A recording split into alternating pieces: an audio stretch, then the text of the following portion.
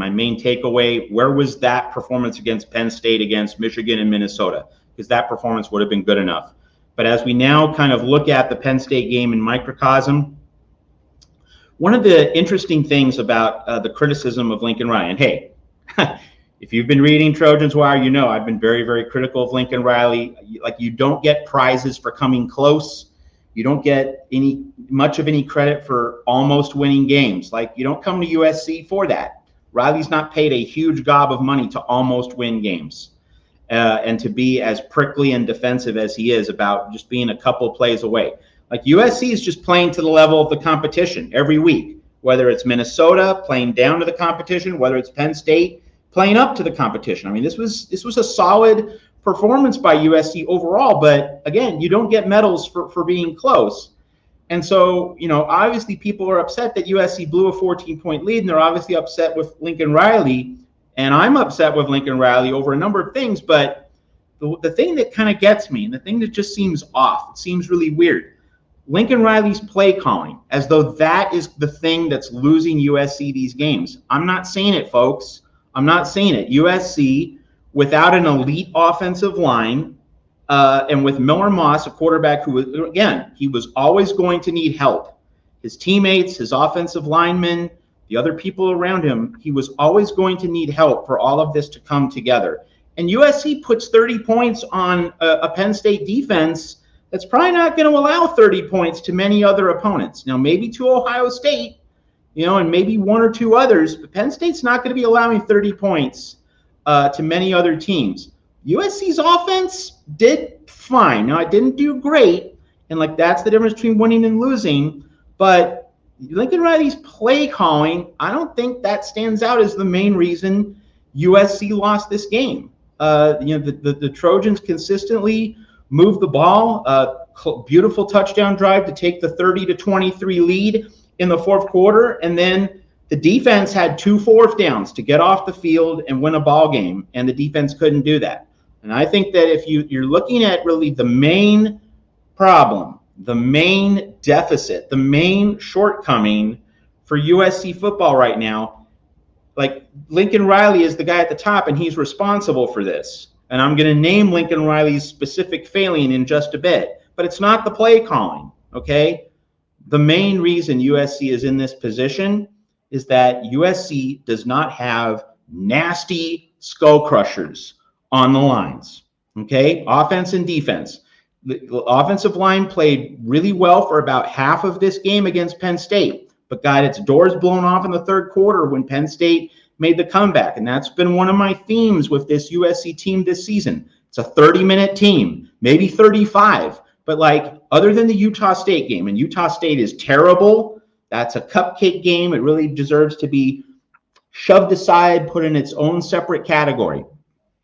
There has not been a game, not even LSU. I'd say against LSU, USC played 40 really good minutes, but LSU controlled parts of the second half, had a few moments in the first half, when it was kind of a stalemate. I think USC was better than LSU for about 40 minutes, 2.5 quarters.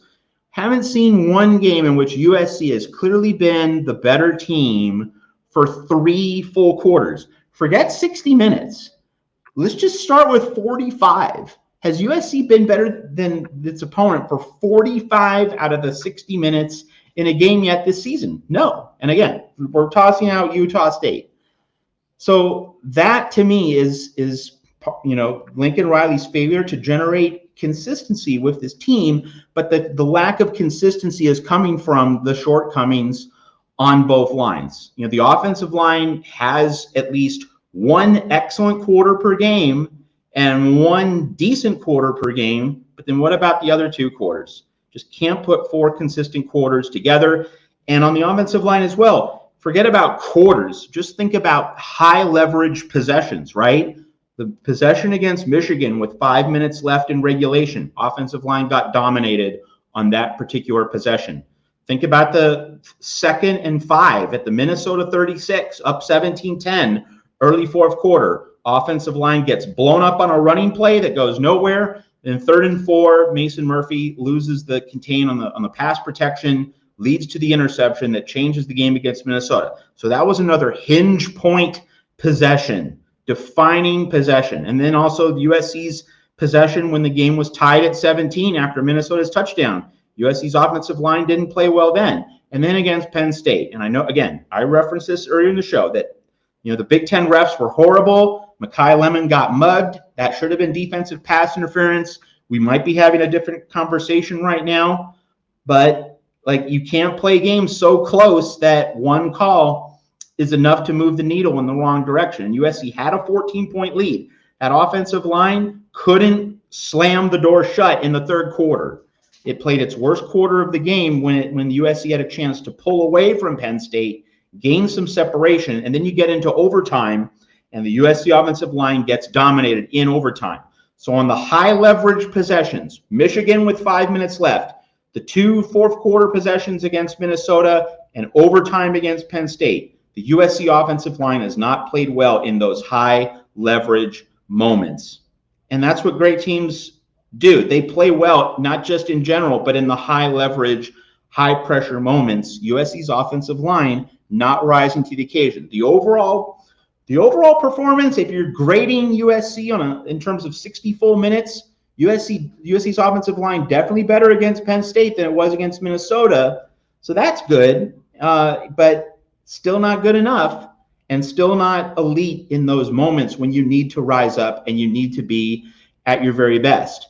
And then now let's flip it to the defense. And obviously, without Anthony Lucas, that's a problem. That's a shortcoming. Obviously, not having Bear Alexander as well. There are some depth concerns, and I know that Gavin Meyer got dinged up as well. But we talked about this in the offseason, folks, right? You're watching our USC shows here at the Voice of College Football.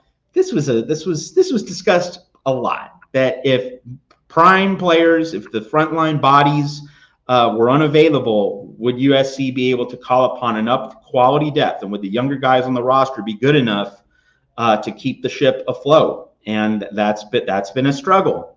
And so it really points to Lincoln Riley's main failure. It's not recruiting well enough, not portaling enough, not getting the elite quality linemen, offense and defense, to give USC that muscle, that nastiness, that takeover dimension in the trenches. USC just does not have the horses, at least not to this point, at least not based on what we have seen. USC has not been able to have the pass rush, to bother Drew Aller. Drew Aller did not play a very good game. He was not sharp. He was there for the taking, but USC couldn't bring him down. USC couldn't hammer him. Aller had clean pockets in that second half as he led the Penn State comeback. So USC's pass rush not able to get home, and it reflects the reality that USC doesn't have the really big fish, the extra twitchy, athletic guys who can make a difference. And it was very painful. Again, I know that people don't want to hear this, but this is a college football analysis. This is what we're here for. An analysis of a 3-3 USC season. Don't blame the messenger, right? Blame the team for being 3-3, and for us having to comment on losses more than wins in recent weeks. But it was painful to watch Derek Harmon of Oregon, get a takeaway against Ohio State and make some high impact plays in the really big showdown in Eugene. And USC wasn't able to land Derek Harmon. And that's just the kind of thing where, Oregon is primed to continue to get the really big fish. And USC not only has failed to make up ground, you can imagine a scenario in which USC continues to lose ground to Oregon. And we saw Oregon pick up a modern-day lineman over the weekend on Sunday, right after the win over Ohio State. And it points to Lincoln Riley not being able to lock down modern day and get his share of recruits from there.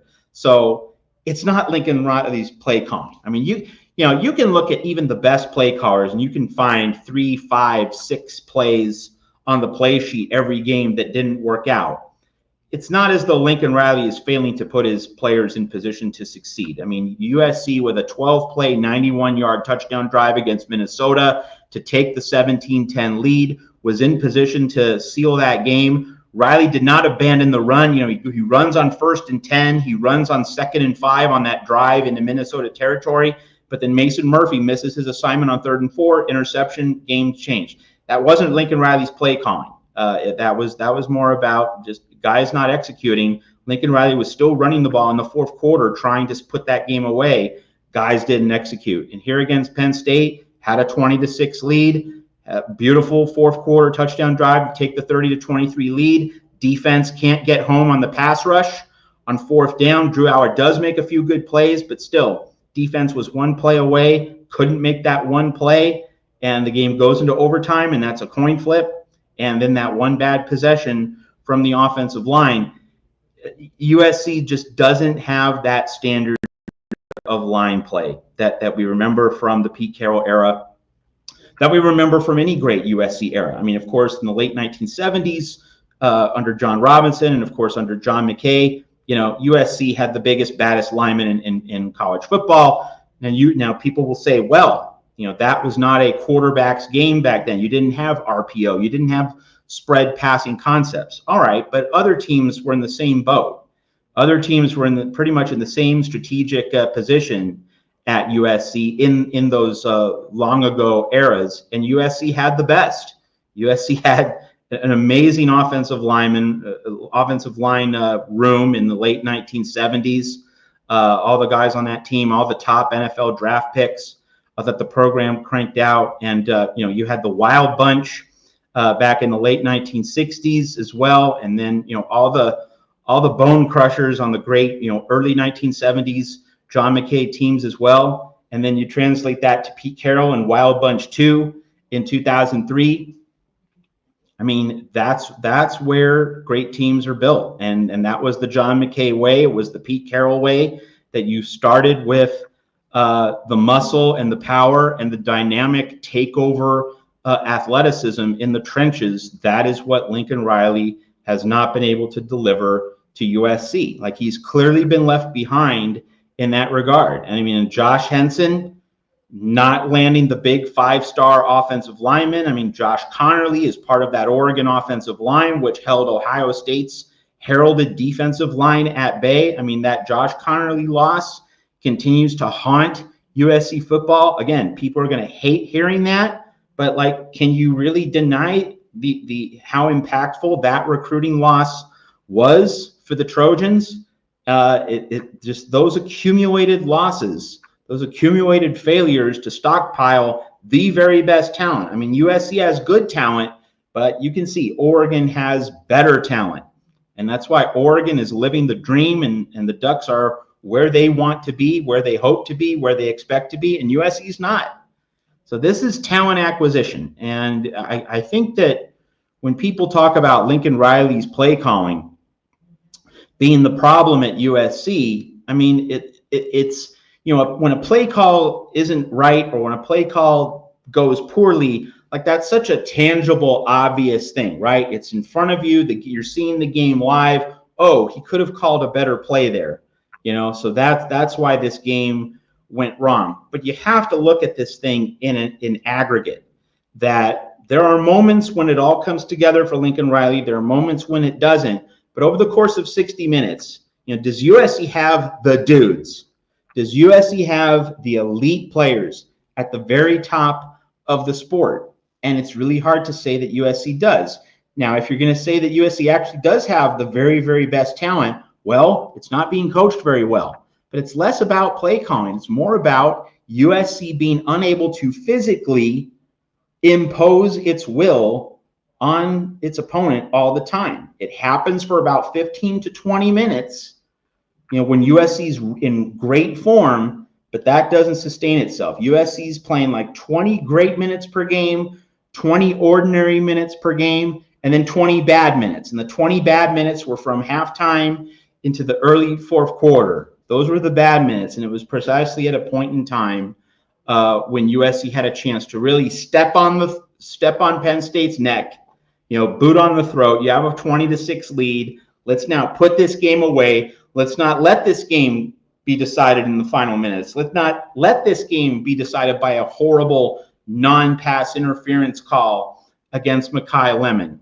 Let's put this game away. Let's make sure that when we get down to the final 3 or 4 minutes of the game, we're up by 10. we're up by 14. So if one really bad call goes against us, Penn State gets a touchdown it didn't deserve, we're still leading, and we can still just get one first down and run out the clock and celebrate a victory. But no, USC is allowing these games to come down to the final few minutes.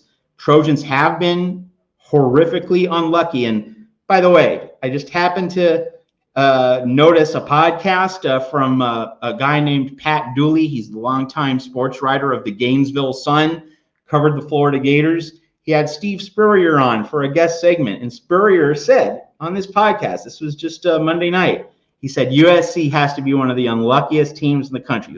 So Steve Spurrier is noticing how difficult a run USC is having. And there is no question that the Trojans have been horrifically unlucky. But what do we always say in sports? Play well enough that bad luck is not going to beat you. Be up 10, be up 9, so that if you give up 8 or 7, you are still ahead. If a call jobs you, if a call gives the other team a touchdown, you're still ahead in the final minutes. And this was one of my talking points, right, folks? That give USC a 14-point lead at halftime, you're going to see the defense clamp down. Well, not having Eric Gentry mattered, not having Bear Alexander mattered, and then Anthony Lucas losing the game, Gavin Meyer, getting dinged up a little bit.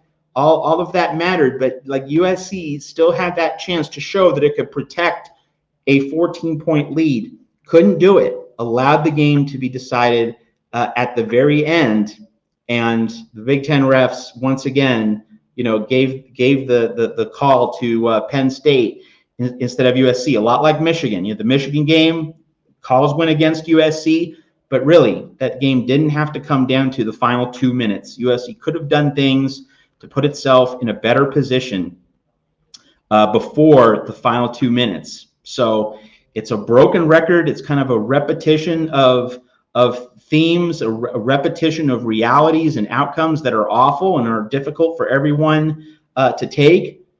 USC just has to find a way to transcend. And that's why, Lincoln Riley saying after the Minnesota game, well, we're just a couple plays away from being unbeaten. I mean, some of you might think that's fine, and narrowly, you could even say it's true, but how many teams can say that, folks? How many teams can say, well, if that play had gone differently, we'd be unbeaten? Look at Lane Kiffin and Ole Miss. Look at former USC coach Lane Kiffin and Ole Miss. Ole Miss could say the same thing. If it hadn't, made that one bad play against Kentucky, if it had gotten that one fourth down stop against LSU, Ole Miss would be unbeaten. You can play this game forever. You can play this game with so many different teams. And you don't come to USC to complain about being one play away and getting a bad call. You come to USC to finish the job. You come to USC to be better. You come to USC so that you have a 10-point lead with 2 minutes left, and that a bad call is not going to sink your ship. So it's an accumulation of nightmares and familiar scenarios. But USC does not have the line play, and USC has not acquired the caliber of player up front needed to separate itself from the opposition. So we can kind of nibble around the edges of Lincoln Riley's play calling. A few calls here and there haven't been great, but you did score 30 against a Tom Allen Penn State defense. That should hold up most weeks, but it didn't hold up this week. And so as USC goes to Maryland, we just need to see USC put its foot down, play at least 3 good quarters. I'd love 4 complete quarters. I'd love a 60-minute game, but I'll start at 45. I'm not going to try and be greedy. Give me 45 quality minutes. Be the better team for 3 full quarters, because USC at most has been like a 2.5 quarter team. It's generally been a 30-minute team. Just give me 45 quality minutes in which USC is the clearly better team for not just for 40, for 45 minutes. And let's see where USC can go if it can meet that standard against Maryland, against Rutgers, against Washington. And then let's see where we are when we get to that off week in early November. Let's see if USC can raise the bar against Maryland and start playing at that higher level so that the final 2 minutes We're not all sweating a one-score game, and we're not all wondering, oh, when are the Big Ten refs going to screw us next and turn this game in the other direction? If USC can be up 10 or 9, at least 9, because that's the 2-score threshold, right? If USC can be up at least 9 points with 2 minutes left, Big Ten refs can't touch us. They can't hurt us. They can't hurt us anymore. So that's where we are with USC.